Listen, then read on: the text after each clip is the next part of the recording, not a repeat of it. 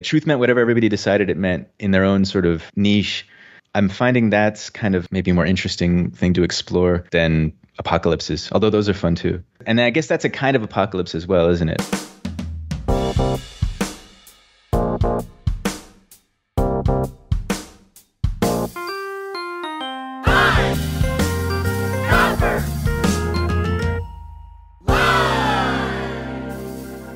Hello, print friends, and welcome to the 99th episode of Pine Copper Lime, the internet's #1 printmaking podcast.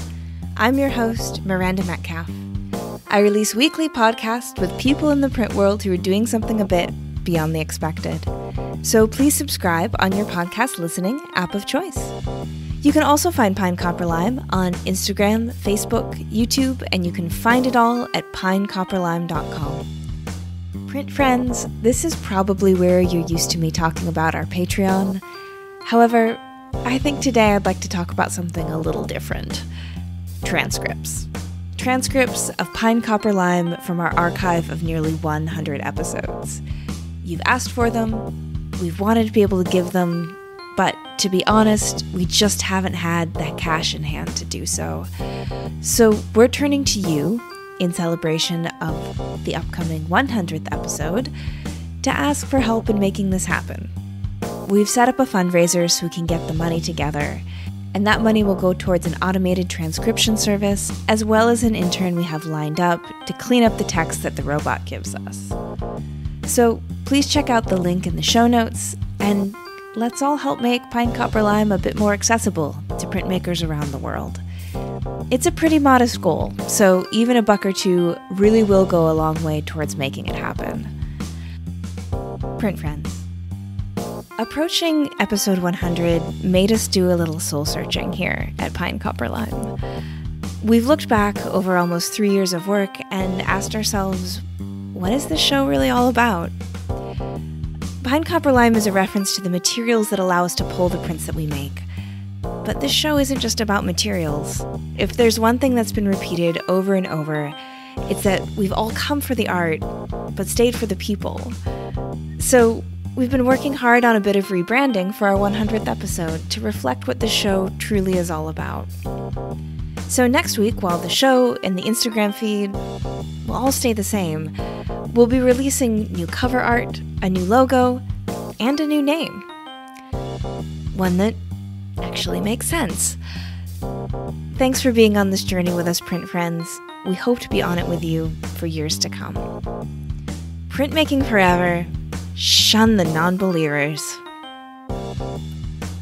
Pine Copper Lime is brought to you by Speedball Art Products, who've been offering a diverse range of high-quality products to your practice since 1997.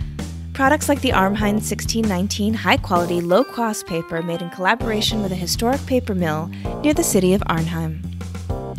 Our editor, Timothy Pauschak, swears by it for printing lithographs, and our friend and guest of episode number 4, Miles Calvert, evangelizes its use yearly, encouraging his students to participate in Speedball's New Impressions contest, where they produce work in every print medium. So if you're looking for an affordable paper that can support whatever kind of inky ideas you want to throw at it, then head on over to speedballart.com to find out where you can pick up the start of your next edition. My guest this week is Jon Renzella, a woodcut artist in Taiwan. We'll talk about David Bowie, coming to printmaking through comic books, and how to get your mom to let you read them, adventuring around the world, large-scale installations, the apocalypse, and whether or not truth actually exists. So, without further ado, sit back, relax, and prepare to turn and face the strange with Jon Renzella. Hi, Jon. How's it going? It's going well. How are you? I'm really good. I'm good. It's wonderful to be chatting with another print friend in Southeast Asia. That's always an exciting connection to make. And that's right. Yeah, I was so happy when you reached out via email because I didn't know your work and I didn't know that you were working in a global perspective just down the road from Bangkok. And so I'm excited to learn more about your story and share some of the really interesting projects you've been working on with people. Well, thanks. I'm excited to talk to you. Yeah. So please start us off here with introducing yourself and letting people know who you are, where you are, and what you do. So I'm Jon Renzella. I'm primarily a woodcut artist. I also do tattoos and comic books. But I've been living in Taiwan since 2008. And I've run a kind of small nonprofit art space here since 2010. So I have like a studio, and there's a few other artists who have studio spaces here, and we run this place together. I did an apprenticeship at a local tattoo studio here in Taiwan. I did like a 5-year apprenticeship, and I've been doing my own thing for 4 or 5 years since then. And I also live stream my woodcuts on Twitch. Great. So where did you grow up, and what role did art play in that part of your life? I grew up all over the U.S. I'm originally from New Hampshire, but I moved pretty much every 2 years as a kid.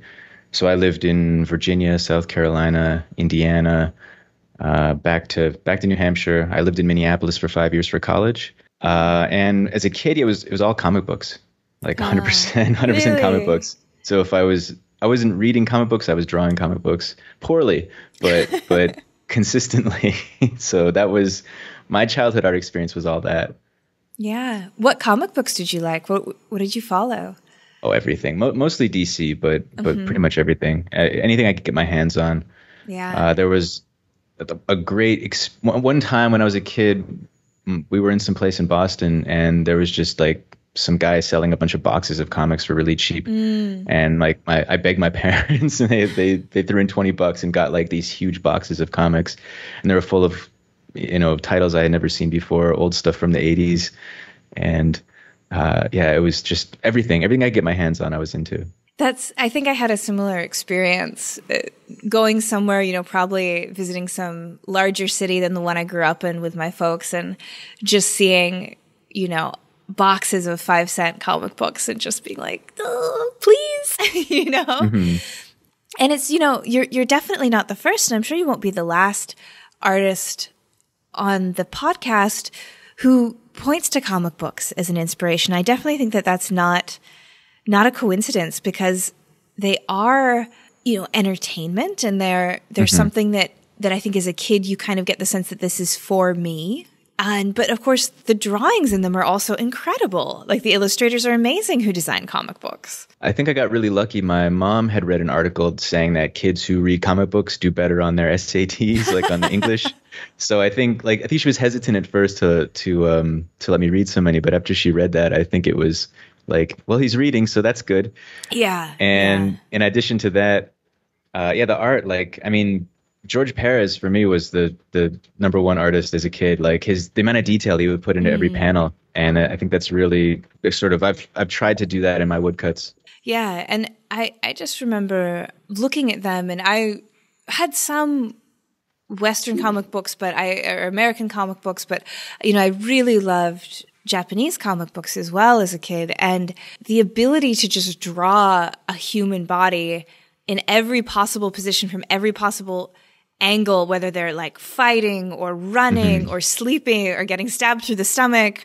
It's kind of mind-boggling, that level of expertise and ability to think about the human form and render it. They're incredible people, these comic book illustrators. I think the comic book artists have the fundamentals really, like, it's so important for them. I think they have to use like an economy of line.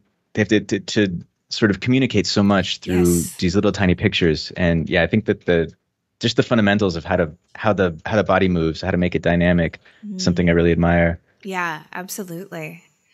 And then, so how did you come to woodcut? When did printmaking come into your story? I was really lucky in high school. My teacher, a guy called Dean Scott, he was really into printmaking. And so like my high school was pretty crap. Like we didn't have a lot in the way of facilities, and especially the art department. And somehow he managed to teach us printmaking. Like we did screen printing somehow. We did etching. He had a little etching press, and we did lino cuts. And I really liked the process. I liked the kind of graphic look you could get, the sort of contrast, the black and white. And I did a program before my senior year of high school. I did a program in Montserrat College of Art in Beverly, Massachusetts. It was like a 3-week pre-college thing. and we had figure drawing, oil painting, and printmaking. And the printmaking teacher was a really cool guy called Haig DeMargian. He's a great printmaker in his own right, and he's a really wonderful teacher. And so he had us do woodcuts, and it was like the first time I made some art that I really liked, that I was really happy with. Yeah. And so it kind of stuck for there. Yeah, I feel like that's such an important moment in an artist development, is when you make something for the first time and you get that positive feedback from it. And then I feel like that's, just what you keep chasing, the ability to create something, and whether you're sort of slaving over it or like, whether it's something that you're, comes to you really easily, is that, sometimes the best compositions just sort of flow out and you're like, what, why did that one so easy? But either way, the first time you get that feedback and you feel pleased by what you produced, it's a really and special excited to moment. make more, right? Yeah, definitely. Yeah. And so I have talked to other artists too, where they've said things about how, the first time they got that experience was with printmaking. And so it just was like, okay, this is my thing now. This is what I want. And I'm going to chase this dragon. Yeah. Exactly. Yeah. And so did you end up studying printmaking in college then? Yeah, I did. Yeah, I was a printmaking major at the Minneapolis College of Art and Design. And there was great professors there and nice program. And I just sort of, it was a while before I made another piece that made me feel like the one I made in Montserrat. Like it was a few years, but when I started just focusing only on woodcuts and just kind of, when you're in your first year or two, you do a lot of like a wider focus, right? You do like a lot of general kind of things. And I was doing oil painting. I was doing a lot of drawing. And of course, we had to take sculpture and photography classes. And once I got to really just kind of just sort of zoom in and focus in on woodcutting, I started to put together a series of work that I was feeling good about. Where does the move to Taiwan come in all of this? So I had done a semester in Italy, in Florence, and I got kind of the bug, the living abroad bug, and I really wanted to move abroad after graduation. I just like the feeling of it's just kind of exciting. I mean, you know how it is, right? You live in a country that's not your own, where the language is not your own language and everything is different. And like, I just like that feeling of things being kind of, it's hard to be complacent, right? And I think that's really good for creativity. And one of my professors, Frenchie Lunning, right before graduation told us, she said, the best advice I have for you going out into the world is a David Bowie quote. She says, turn and face the strange. Aww. Wherever it's like, different, look there. That's where you're going to find your best art, and put yourself in situations that are not comfortable. And so that was part of it too, right? Yeah. I was looking for places I could go, and I was trying to find somewhere where I could work as an artist, where eventually I could be a full-time artist, where I would have a lot of hours in the studio. And so I was looking all over the world at different countries, and like really lucky to have a US passport, because you can, go to different places and teach English and stuff like that. And so for Taiwan, they had like the cost of living to the money you get ratio was the best. And the number of hours you have to teach to keep your visa was 20 or 22 or something like that. That's really generously low.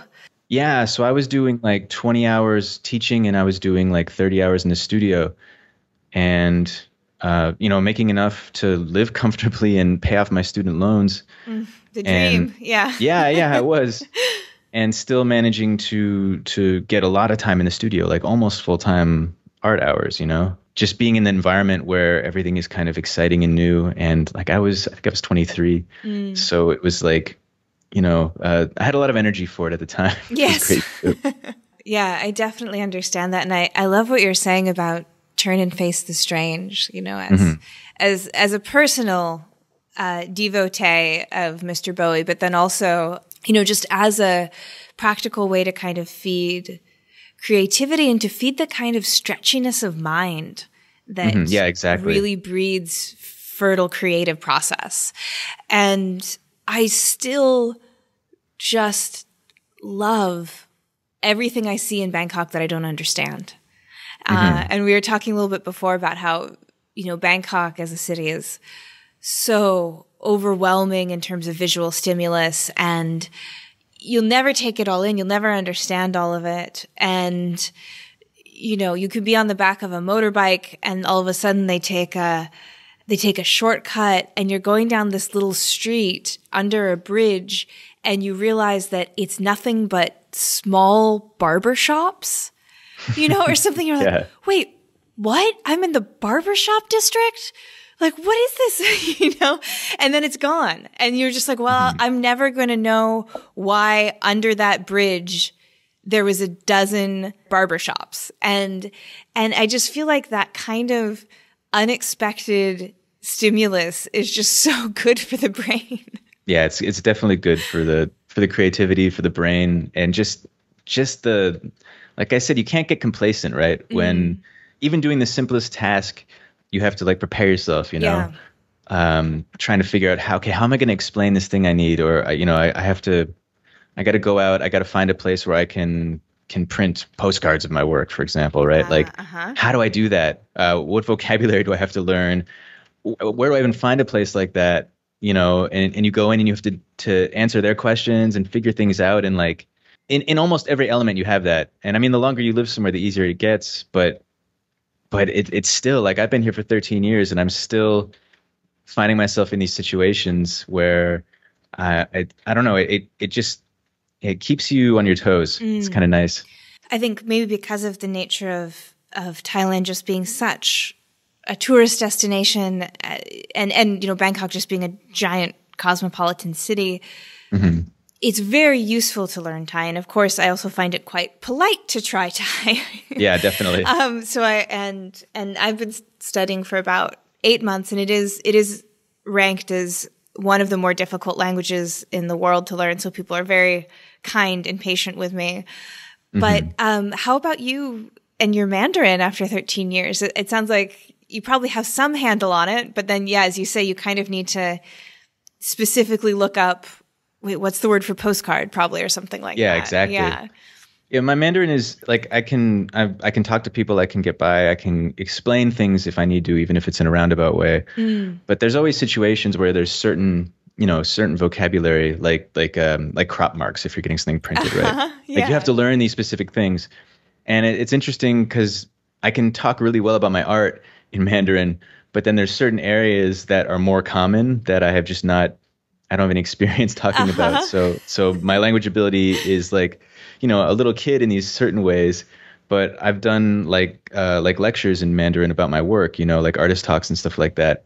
And so I can talk about certain areas really fluently and then other areas not well at all. That's really funny. It's really weird. I hope that that's where I can get with my Thai, where I can just talk about art all day long. And then, it's okay if the details of like an Italian menu, escape me, that kind of thing. Yeah, exactly. Yeah. Oh, that's so interesting. And I definitely identify very much with what you're saying about that desire for newness and novelty. And I have no idea if this is true or not, but at one point somebody told me that there's actually a novelty-seeking gene that some people have. Oh, is that right? Yeah, that it's like that if you identify it in someone, you can tell that they probably get stimulated by novelty, rather than kind of like overwhelmed or that sort of feeling of not being safe, that it sort of feeds them. And I don't know. I've always thought like, I feel like I definitely have that. Well, yeah, you live in Bangkok, right? So probably have some shade of it. Yeah. So I'd love to switch gears a little bit and talk about your work in the specific. Because as you said, you're a woodcut artist and you've taken on a few kind of, I think, quite ambitious projects and sort of stretching a bit what we think of what woodcut is or how we interact with it. So maybe to just get started, I'd like to talk about this woodcut room that you created and what it is and how it came about and the actual process of creating it. Yeah, sure. Well, I made two. The first one I made was my senior project at MCAD, and it was my studio life-sized in 360 degrees. Yes. So if you stand in the middle of the room, like it's like you're in my studio, except it's all backwards, right? Which is actually kind of funny. I've exhibited it in Taiwan a few times, and it's been a long time since I've been in that old studio. And so now in my memory, the space it's confusing to me which is which, like which is the true Right. space. Because I go in there and I'm like, yeah, this is right, but it's actually all it's like bizarro world. Yeah. So that's kind of funny, like a funny sort of side effect. But it's also interesting because I can pick out every little thing on the wall and everything sort of on the shelves and kind of get these memories, which is really nice, kind of time travel. But I did that, and then I came to Taiwan, and I had a residency in a warehouse, and it was a huge warehouse. I had a one-year residency in a place called Stock 20, and so I had this giant space, and I thought I need to make a giant woodcut, to go for the space. Right. And so I had about 8 months before the exhibition at the end of the thing, and so I decided I was going to do another installation like that, another room. But this one was all like a imaginary landscape. Just to kind of give a sense of scale, how big were the blocks that you were using and how many? Yeah, so the second installation is 8 feet tall by 35 feet wide, approximately 35 or 36 feet. And so I was using roughly 4 by 8 foot woodcuts. I cut them down a little bit. They were maybe 8 feet by 3.5 or something like that. And I used 11 of them. And so there's 3 for each wall. And then the fourth wall has 2 of them with a space in the middle for the doorway, right? So you can go in and out. So it's basically based on a sort of 3 by 3 square. So like a 9-foot square room, basically. Yeah. And there's a little bit of overlap in between each one so that they can kind of hang without a gap, right? So like I would trace maybe 2 or 3 inches on each edge so that they would cover each other. There'd be a little bit of wiggle room for installing them, because it's not the easiest thing to hang them all up and have them line up perfectly. Yeah, I can imagine if you were dealing with a millimeter of a millimeter of a millimeter of space between them. Yeah. That's not a good way to go. Yeah. And then so in the exhibition, how was it received? How did people feel like walking into a room made like an imagined landscape that's entirely inside of a woodcut? Like standing there. It was the full range of reactions, right? Some people thought it was really calming, really placid, and they would just sit there. Some people told me they would sit there for like an hour and just kind of meditate in this space. My favorite thing about it was that it smelled like relief ink. Oh, it was like the smell of relief ink, which I really enjoy. And then other people, they would have like panic, right? Like, because it's super overwhelming. It's a really busy image, and like the ceiling is black fabric with like Christmas lights poking through, and the doorway is also black fabric with like a slit down the middle. So you're totally enclosed in this room, and it's kind of dim, and it can be claustrophobic, right? So some people were really overwhelmed by it, and some people would just like go there and hang out. Yeah, that's so funny how art has that huge spectrum of reactions it can elicit in people. And of course, that's part of the reason which makes it so fascinating, and why I think the meaning of art is so slippery, is because you bring your own anxieties and associations in viewing any work of art. And I imagine one that's so immersive like that, it's even more so.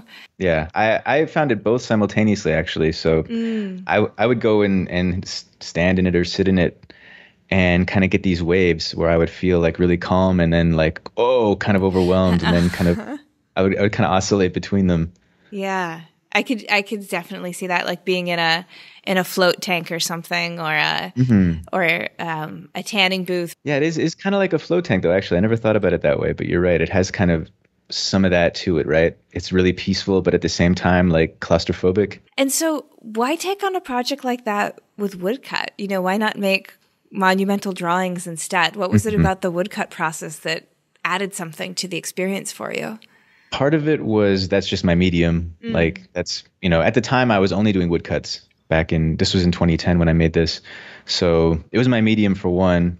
And I liked the challenge of it. I liked these giant blocks and trying to figure out, how to make it work. I liked for me, the carving is my favorite part. So yeah. I like the carving. Even it was like long nights of carving. I can imagine. Even with 8 months, like that's a lot of carving. I worked 12 hours a day, 7 days a week, pretty much for 8 months. I think I took 5 days off. I went to Shanghai for a couple days, and that was pretty much my only time out. It was my lost year socially. Yeah. But it was that the challenge of it, and I mean, with monumental drawings, right? You can't get the feeling of a woodcut that I've tried to reproduce the woodcut feeling in drawings, and I just find that I can't capture it. I don't know. There's something there that I love about the woodcuts that I can't figure out how to reproduce in drawings. That's a really, I think, significant point too, and one that I always love to talk about is the power of the unique aesthetic that you can get from each printmaking process. You know, in the sense of you really can't make a drawing that looks like an etching, and you really can't make a drawing that looks like a woodcut even.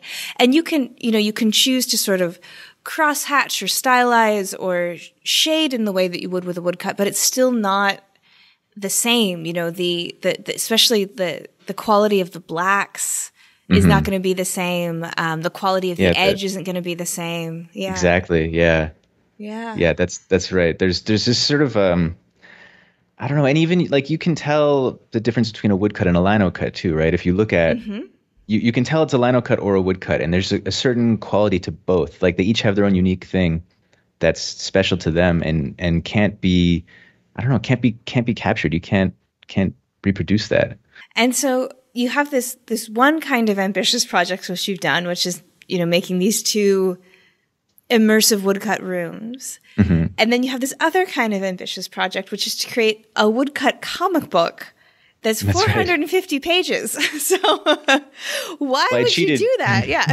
I cheated because it's only 225 woodcuts. Oh, well, never mind. I did it as a, this interview's over now. That's right. Yeah, well, I mean, like I said, like I grew up with comic books, so I always wanted to do comic books.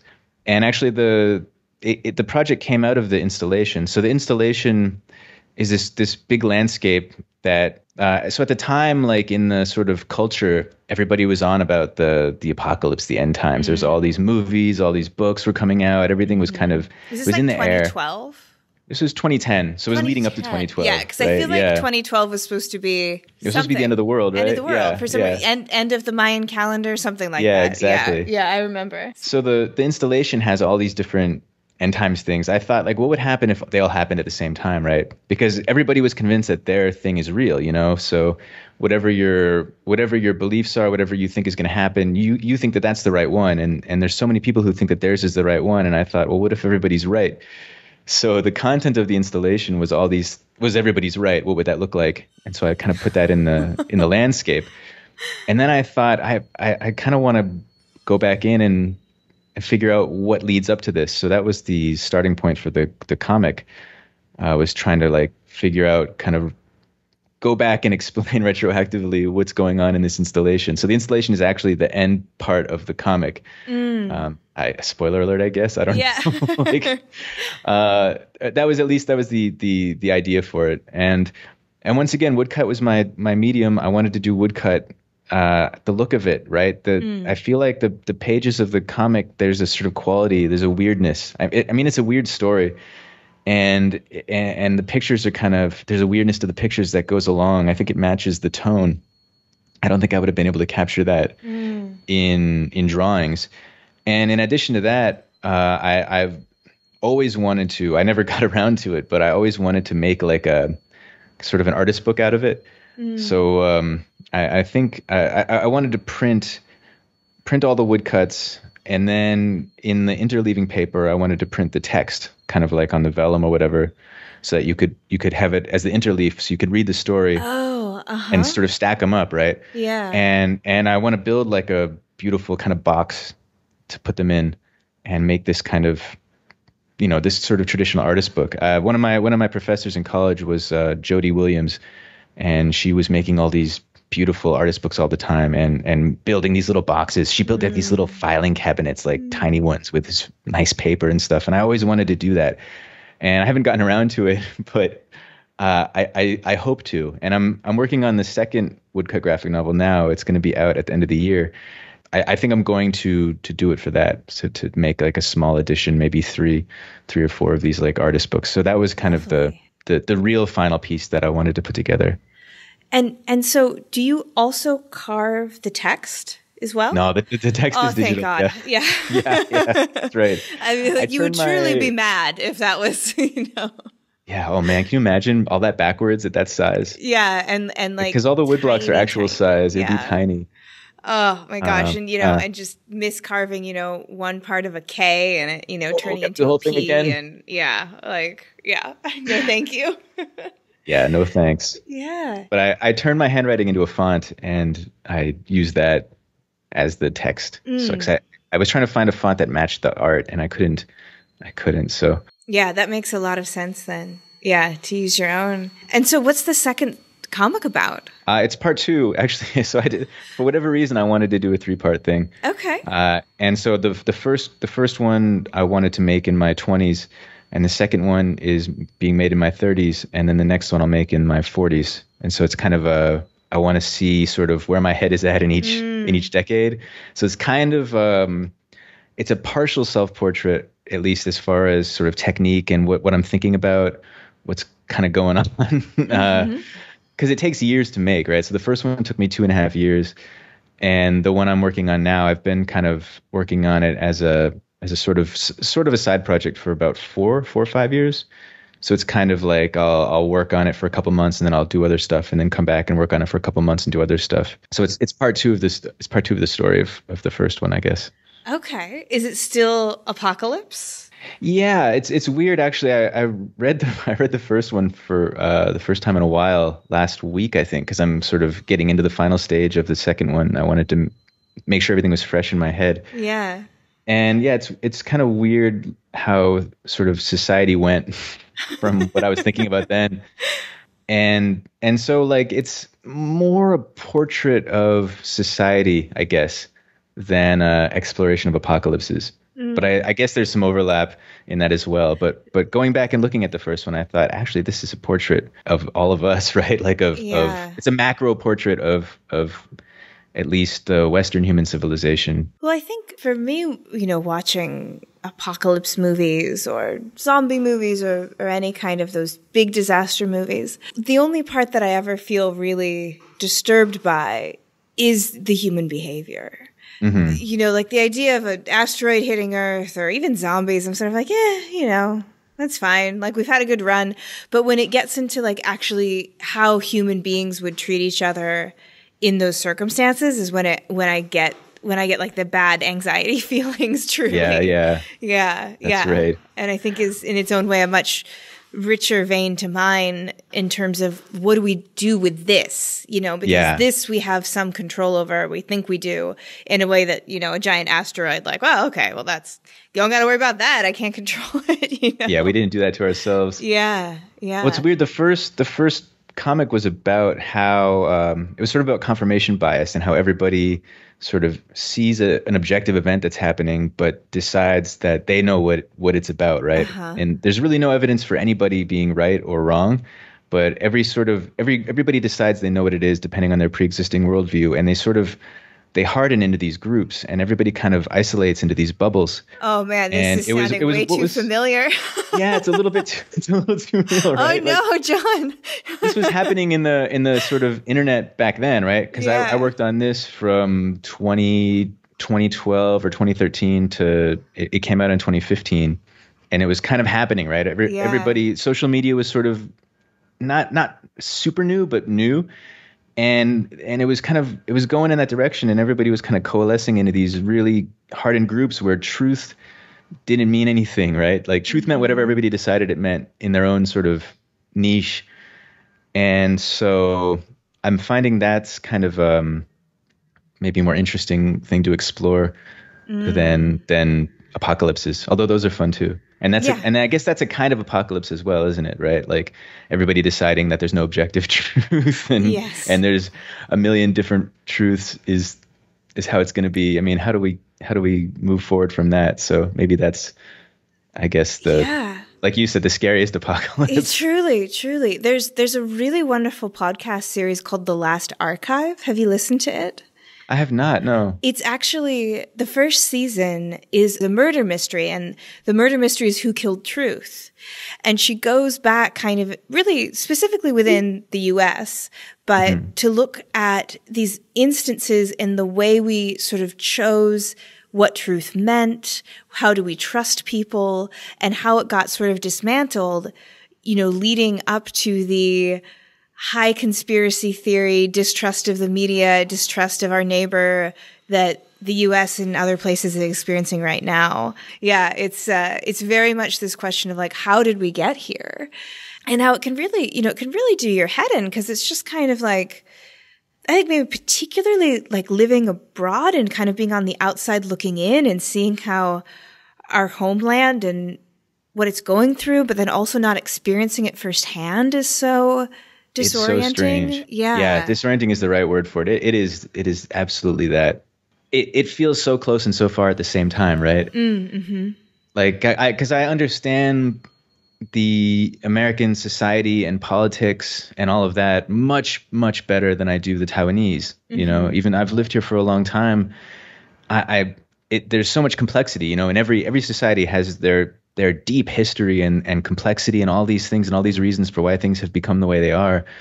And even though I live here, I'm much less sort of plugged into that than I am what's going on in the US, and it's kind of like feel like have a foot on two boats that are kind of moving away from each other. And like, yeah, it's an interesting perspective from which to make art, Yeah, definitely. And that to be thinking about a culture that is yours, but you're also somewhat separate from, it's a really interesting place to be. And I think, particularly when you're talking about truth and like, why you understand something and, is it seeing it with your own eyes? Is it seeing a documentation? Is it seeing a meme? I heard, I think it might have been on the last Archive podcast, but this study about how if you put a picture with words, people are like something insane, like 60% more likely to think it's true. So if you just put the words on a screen that like, let's say, wind turbines actually kill 300,000 people a year in the Netherlands or something, and you just have this insane fact. But if you put a picture of a wind turbine, like it's in the believable. photo, it's more believable. So this kind of crazy things. And then I always think about too, how, I feel like I have a handle on the truth, but that's just because I believe NPR over QAnon. And that's just because I was raised that way, And I mean, everybody has quote unquote good reason for believing what they do, right? Like if you could go into their head, if you were them, you would believe that, right? Exactly. Like, that's what I think about. Yeah. And so, yeah, whatever your life experience that led you to the point, that's another thing, right? So is there such a thing as the truth? Is another question, I guess we take for granted that there should be an objective truth, but maybe there shouldn't be. And what is that? How do we go forward with that? But what you were saying about the words and the pictures next to each other, that's a great reason to make comic books, isn't it? Right. It's all words and pictures next to each other. Yeah. So speaking, I guess, of just the internet and social media and all of that, you mentioned in your introduction, and I've seen a little bit of it, that you have a Twitch account for your woodcuts. And I'd love for you to talk about that experience a little bit. And I see that, you're set up with a mic and you talk to people as you go. How did you come up with the idea and what's it like kind of building that community? Yeah, it's been an interesting experience. I started live streaming in September, and I started because I was in this phase where I decided anybody who suggests that I do something, I'm just going to do it, right? So, as an artist, sometimes you get people suggesting things, and sometimes you go, oh, that's a great idea, and sometimes not. And I thought, okay, for the next however many, whatever, I'm just, I didn't tell anybody. I just thought it, like, anything anybody suggests, I'm just going to do. And coincidentally, one of the other resident artists in the studio here, a guy called Darius Desmond, he said, hey, have you ever done Twitch? Like, I think you'd be good at it. Because I guess he was messing around on Twitch, like just doodling something, and some people were watching, and he was kind of just interested in it. And I was like, well, I never thought about it before, but I guess I got to try now that he suggested I do it. And I'm really glad he did. And I'm glad that I went along with it. I mean, it's kind of a turn and face the strange experience as well, because I had never I'm a woodcutter. I'm not a IT guy. Yeah. I mean, how do you set up cameras and microphones and things like that when you're used to carving wood? But I think that, so with the other resident artists here in my physical space, we've run a gallery since 2010. We've had monthly exhibitions. And so every month we have an opening, and every month we have people come in and we open our studios. And so I have a lot of experience just talking to strangers about art, about my work and about other people's work, hanging out in the studio. People come in and they just talk to you. So I already had this kind of a skill set. And so it turns out like live streaming is pretty natural extension of that, because it's just strangers coming in, typing questions and comments at you in the chat, and then you reply and you talk. And you just kind of have to just, I don't know, it's a little bit weird at first, and then you get used to it. And now it seems like the most normal thing in the world. Yeah. And I think it's got to be such an interesting way for people to be exposed to the medium, I think. Because there's not a huge amount of education often about printmaking. I do think that there's often a disconnect for people, between seeing, okay, I'm seeing this like kind of black and white binary image on the wall, and you're telling me it's made of wood. Like, there can be a lot of confusion about it, as I'm sure you've experienced in your career, but actually to be able to see someone drawing and carving and going through the process, it has to really be a great way for people to kind of understand your work better as well. Yeah, absolutely. It's really, oftentimes you have to explain to somebody how it's done, right? Because people come in and say, hey, what are you doing? Are you carving wood?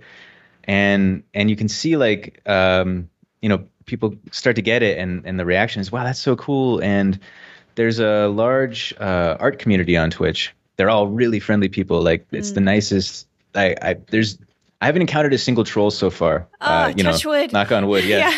Like I guess I've ruined that for myself now by saying it. But there's like, everybody's just super friendly and like genuine. And there's a lot of artists. It's mostly digital artists, but there's a fair amount of traditional artists, and so they're used to doing drawing or kind of illustration style work, and you can see the excitement, people being introduced to a new technique. A few of the artists I know actually have started doing woodcuts from watching me do it, which is really cool to see.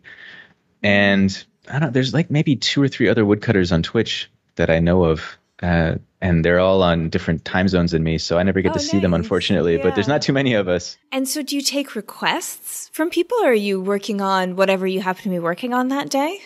I do custom stuff if people want. So like I'll do commissions, and part of the commissions is if people want me to do it live on the live stream, I'll do it live on the live stream. So a lot of people request that. So I'll do that, or I'll work on, I do kind of a mix. So because I do drawing, I do carving, I do printing, and I also I paint a lot of them with watercolor. I like to do varied editions. So instead of doing multi-block, I'll do hand painted.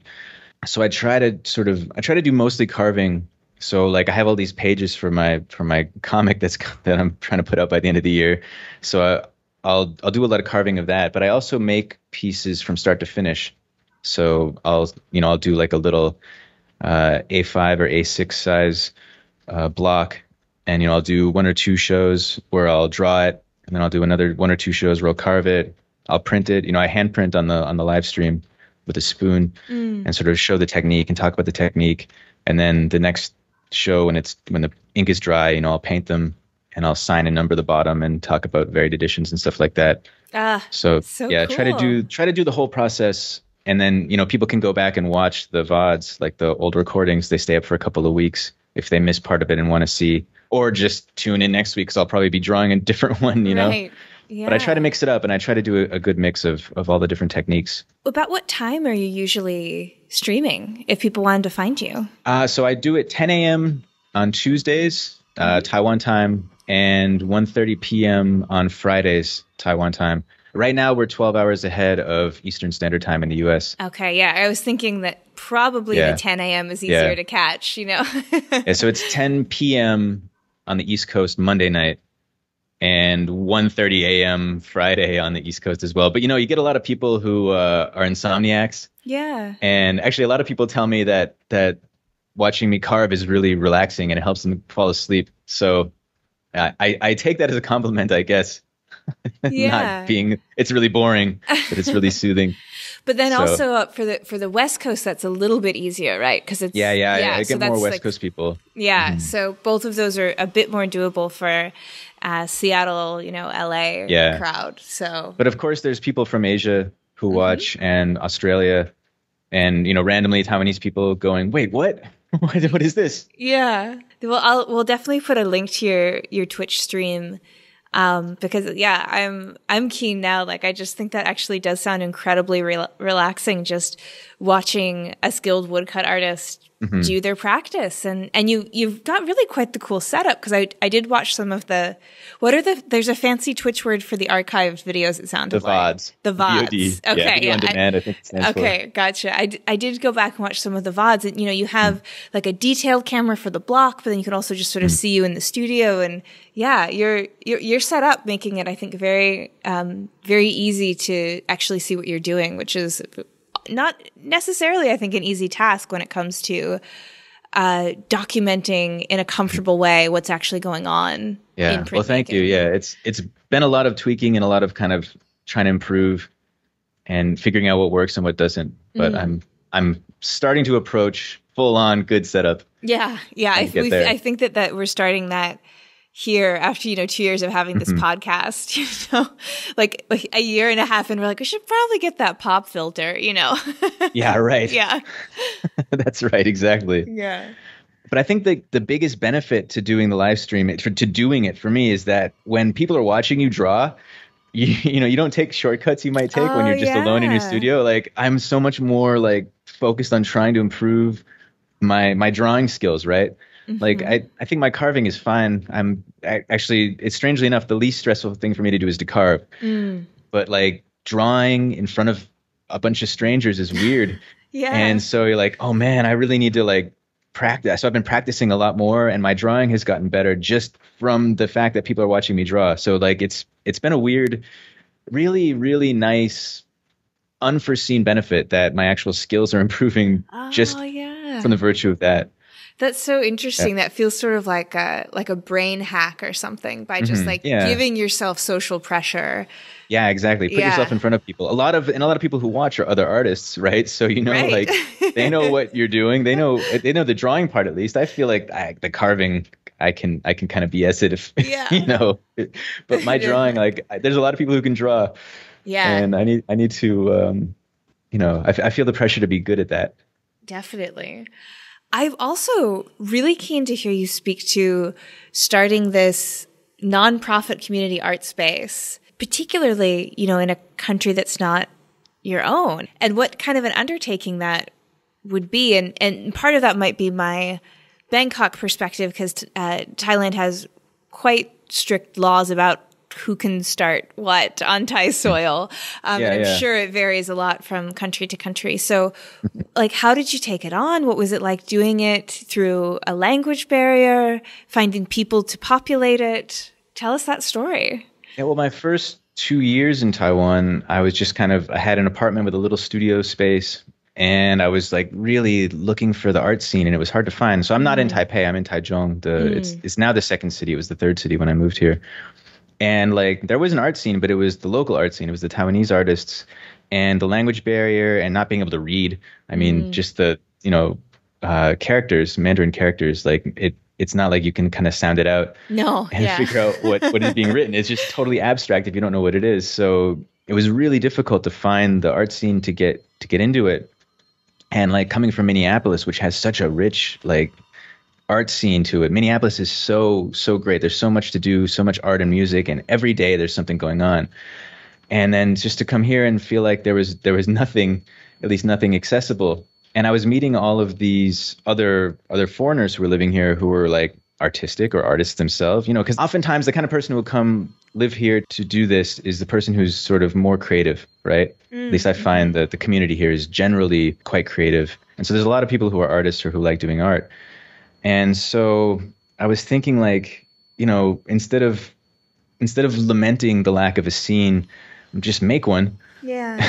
So that there would be one, right? That's like the nice thing. So if I was in New York City, I couldn't do anything. You can't make your mark, right? It's really hard when there's a lot going on to do your own thing. And so the upside is that there's a lot going on, a lot to do. But So the downside here was that there wasn't a lot that I could find that was going on, but the upside was I could make it, right? Make my own. Yeah, there's something really kind of thrilling about that too, I have to say, though.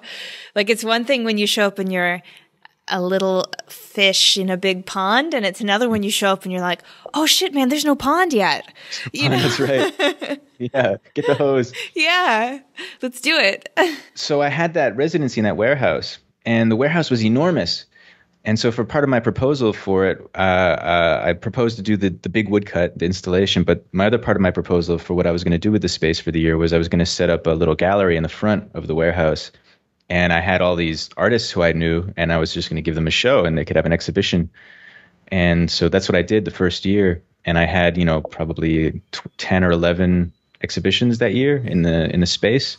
And it was really successful and everybody liked it and it worked well. So after the residency ended, I found a building that I could rent that had like the kind of right layout for artist studios and a gallery. And so then I found a couple of other artists who wanted studio space and invited them to share the space with me.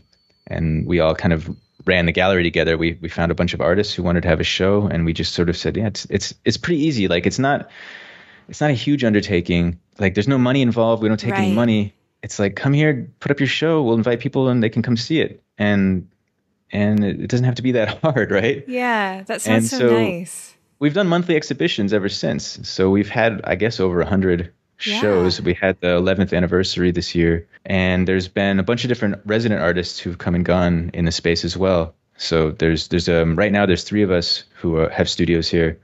And it's fluctuated over the years. And some people come in. We've had musicians as well stay here, and we've run workshops and had like live music in the gallery. Oh, sounds like an amazing community there.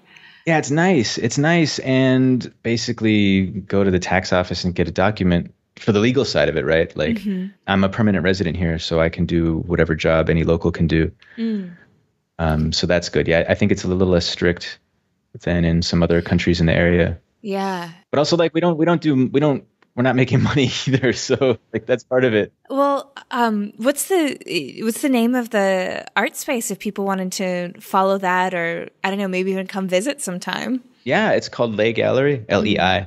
Lay Gallery or Lay Studios is the sort of the umbrella, I guess, what you would say. Yeah, and does Lay have its own social media, like Instagram people could follow, or our Facebook? We have a Facebook, and we have a YouTube channel that's sort of myself and the other resident artists. We have our like playlists on the YouTube channel, and then there's a playlist for the gallery. So we've just started doing the YouTube thing. So we're going to put out a video every month when we have our exhibition. But the Facebook page is probably the best place to see when we have openings. So we try to do every month, although we had to cancel June because Taiwan just went into the first lockdown we've ever had from COVID. Well, in the time that we have left, I'd love to kind of talk about that, I don't know, third, fourth arm that you mentioned of what you do, which is being a tattoo artist and having done a tattoo apprenticeship for 5 years.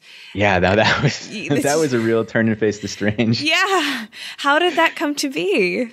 I was getting my first tattoo. I had a friend was visiting from New York, a college friend of mine, and she wanted to get a tattoo. And I thought, well, I don't have a tattoo, so I'll get one too. And the other 2 artists who were residents here decided they were going to get tattoos as well. So the 4 of us went off, and we went to this tattoo studio that my friend recommended. It was downstairs from his house. And I was getting a tattoo, and the guy was talking to me, and he asked what I did. And I told him I was an artist. And he said he was looking for an apprentice and asked if I wanted to be it. Oh my gosh. and so like, I mean, he doesn't speak any English, and it was, it's really intimidating, but like you have to say yes, right? Yeah, like, you got to say yes. So I asked him how much it would cost. He said, no, it doesn't cost you anything. Just when you start tattooing, you give me half until the apprenticeship is over. And he would teach me and provide all the materials, provide a space to do it. It sounded like a pretty good deal to me. Sounds and like it was a great deal. Yeah. Yeah. It was amazing. And it's something I never thought I would do. And it was really good for my Mandarin, for one, like having to learn how to do tattooing, which is a stressful thing to learn how to do. Yeah. Like putting ink in somebody's skin that's permanent. Forever. Yeah. Forever. Yeah. Forever. There's no erasing, no going back. But it's a lot like actually carving a woodcut, because you need a steady hand. There's no erase button. There's no Control Z. There's no eraser. Once you make the mark, you got to make that mark work. Yeah, I can see it. Yeah. I can see it.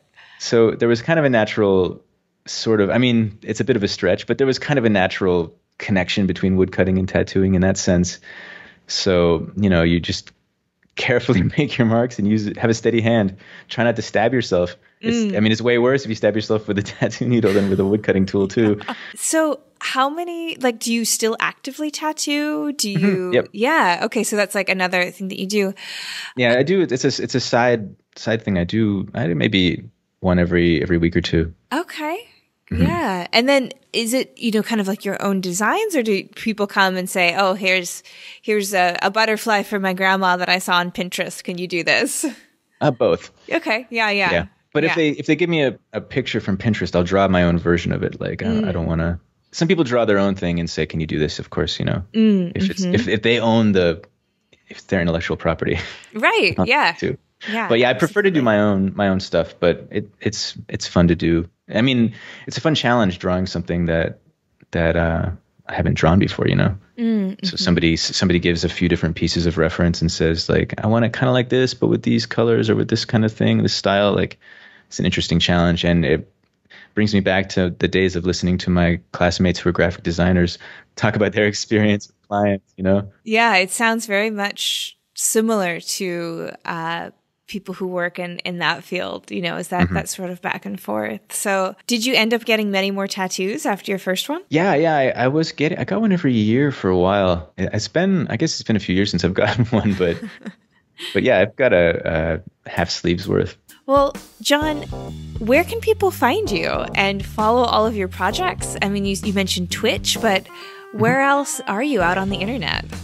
My website is jrenzella.net, and that has most of my stuff on it. I try to post every day on Instagram. So around the time I started doing Twitch, I thought, I guess I should try to post every day on Instagram too. Why not? I'm going all in. Yeah. So I try to post something every day on Instagram as well. So that's J_Renzella. And the Lay Studios YouTube channel, Lay Studios on YouTube. We try to put something out every week. So either myself or the other resident artists here or the exhibiting artists in the gallery. That sounds really wonderful, and I look forward to following you and Lay Studios, and hopefully dropping in on your Twitch sometime. And maybe I can be your first troll.